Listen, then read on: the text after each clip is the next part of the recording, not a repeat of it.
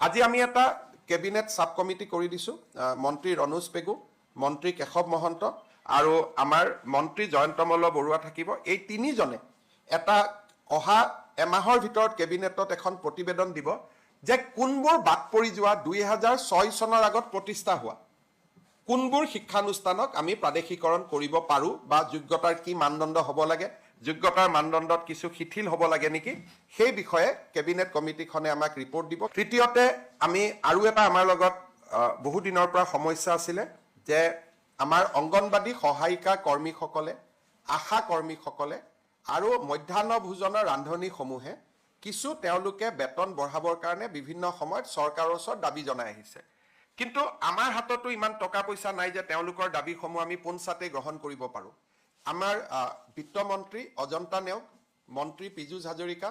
আৰু মন্ত্ৰী অশোক সিংঘাল এই যিখিনি আমাৰ ডিপাৰ্টমেণ্ট ইয়াত ইনভলভ হৈ আছে এই তেওঁলোকক লৈ আমি এখন সৰু কমিটি কৰি দিছোঁ